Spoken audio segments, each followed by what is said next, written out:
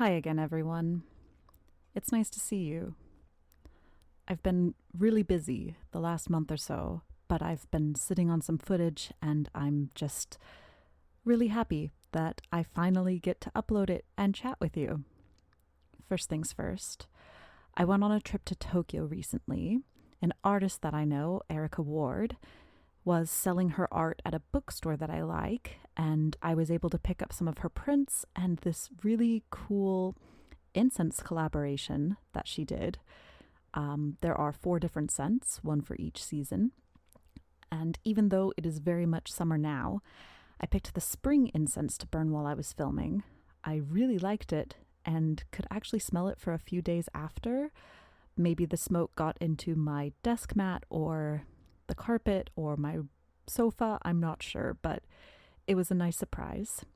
I also went to a shop in Tokyo where you can make your own fountain pen, meaning more that you can pick out the individual bits and put them all together.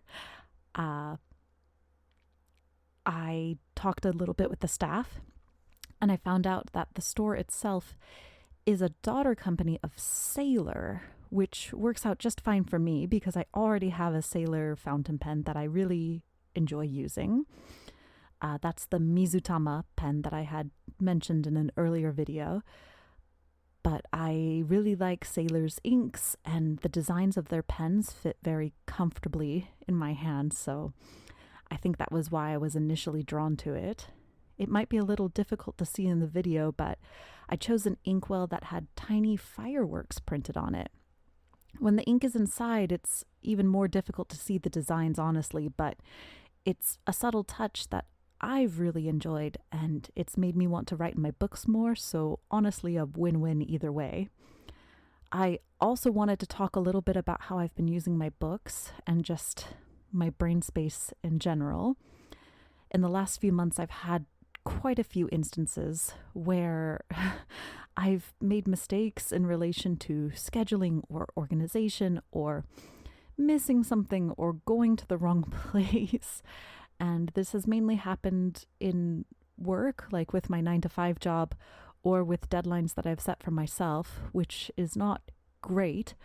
I'm very lucky that I have a job that is supportive of me and at least neutral when human errors are made, especially in regards to scheduling. But these things always make me feel particularly bad about myself, and I would really prefer to reduce the amount of time that I spend feeling badly about myself overall.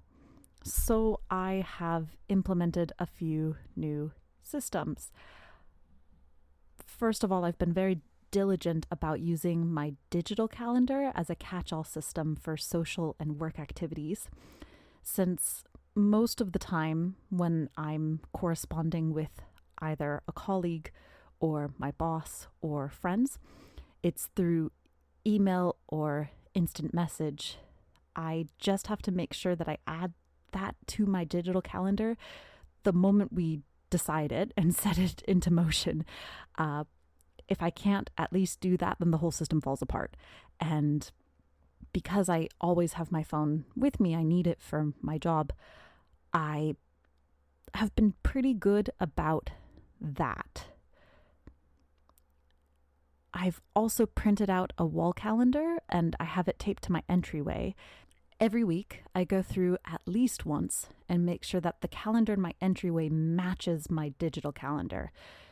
This normally actually happens closer to twice a week or so, but the intentional mindset is every weekend, every Sunday or every Monday morning. Normally, I end up checking a couple of times during the week as well because I'm, again, a little, I don't know, I guess on my toes because I have missed so many things from my perspective in the last few months.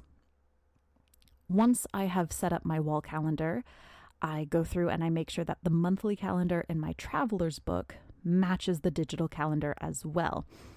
This normally only takes a moment, but reminding myself to check it at least once a week makes sure that I also am checking the digital calendar in case there are any inconsistencies. This happened recently where I had added an event to my digital calendar, but the ending time of the event was completely wrong. I don't know what happened. It must have just done that thing that Apple Calendar does, where the automatic amount of time is 1 hour, but this event was multiple hours long. So I'm glad that I checked it. I'm glad that I figured that out. After the monthly things are checked and double checked, I start doing my weekly spreads. This involves adding any events on the dated side.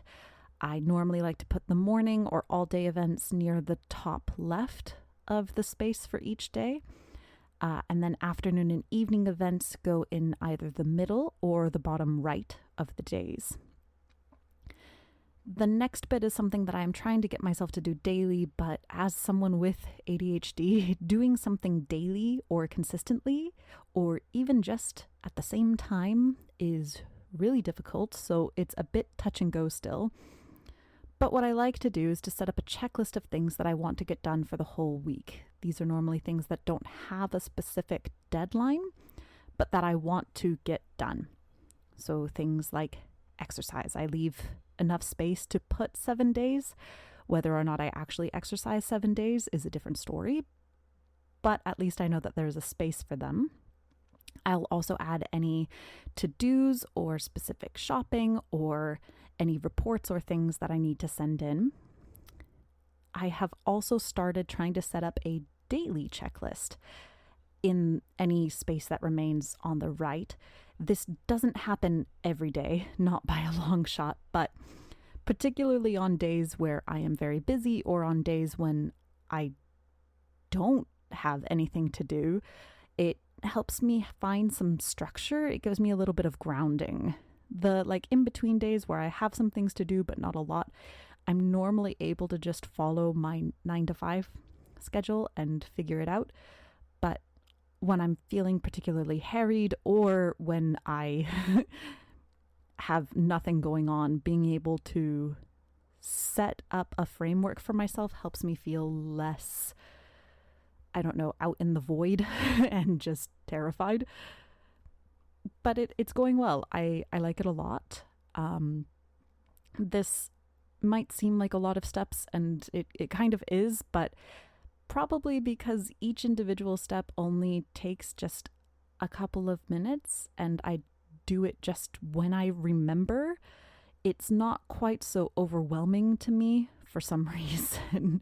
So by no means do you have to try implementing it, but this is what I have been doing and it's been going okay so far. As for just my brain in general, I mentioned before that my best friend is going through cancer treatment right now, and I am attempting to fold 1,000 origami cats for her. I'm still making progress on that. It is slow, just by the nature of folding paper and having to fold 1,000 of them. It's going to take me a while. I've also been doing some commissions. I've got a commission for my drag mother that I've been working on. It's going to be very cute. I'm really excited about it. And then I have a commission that I donated to a auction for libraries in Ukraine. I don't know how to explain this. First of all, putting myself out there in this way is something I have never done, so it's made me quite nervous. Second of all, it was just a commission is what I auctioned off. And the commission could have been anything. It could have been like fan art. It could have been a cute icon. But the person wanted a portrait. And I've never drawn someone that I didn't know in person before, at least not a semi-realistic one. So it's been challenging and I have been struggling to... I guess I've just been in perfection paralysis while I've been working on this, which doesn't help anyone really. And I realize at the end of the day, it is it's an auction for charity, so it's like at the end of the day the money went to the right place, and that's all that really matters. But I still want to do a good job, and there are multiple factors of things that I've never done before all at once, and it's made me quite nervous and uncomfortable. I am doing my best. I am making progress on it, but it's hard. It's hard. I also I've been doing drag just as per usual. I guess per usual. It really hasn't been that long. I only started doing drag since what, March, April, something like that. And I've learned quite a few things.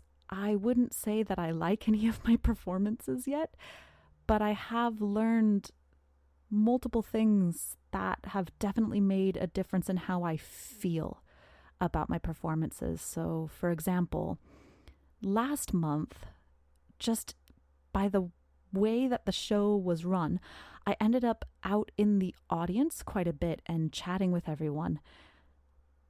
And I think that just that helped me feel better about my performances, even though I wouldn't say that the quality was necessarily any better last month compared to this month. But by simply interacting with people and getting to know them, they became less scary. Not that any of the people that come to our shows are particularly terrifying. It's mostly just people wanting to see, I don't know, pretty done up people and listening to good music. I think that's what most people in our community come to drag shows for, but by making people it has helped me feel more comforted, because it's that even though logically I know these people are nice, these people are fine, getting to know them and smiling and chatting with them is like, oh, this isn't, I'm not just saying that in my brain to comfort myself. It's actually true. And I guess if they weren't nice for whatever reason, which has not happened, but I could probably more easily write them off in my brain as well. So I think that's something I'm going to have to continue to try and do and push myself. I think I've mentioned this before, but one of the main reasons why I wanted to start doing drag is because I am so socially anxious. It's very similar to why I'm doing YouTube. By just like throwing things out there, it doesn't even necessarily have to be good, but by being able to make something creative and putting it out into the world, it helps me feel like the world isn't quite so big. It helps me feel like people are still good, and that comforts me and makes me want to go and interact with more people. I don't know if that makes any sense, but if you are someone who I don't know in person and you are listening, please know that it means a lot to me. If you're someone that I don't know in person and you have commented, it's amazing. And thank you so much, because like I said, that's kind of the whole point for me, is to be less afraid of making something and showing it to someone, and even if it isn't good, knowing that it doesn't matter. it can be bad or it can be good, and I will still be fine at the end of it. Yeah. I hope that makes sense. I hope that maybe, I don't know, maybe it will help you too. If it doesn't, at least, I don't know, it means that you got to know me a little bit better at the end of it. Anyway, thank you for being here. Thank you for listening. I hope that you have a great week. If you are in the Northern Hemisphere like me and it is 5 million degrees, I hope you are coping. I hope you are staying cool. If you're in the Southern Hemisphere, enjoy your winter. We can trade envy in about 5 months. And yeah, I'll talk to you all again soon. Bye for now.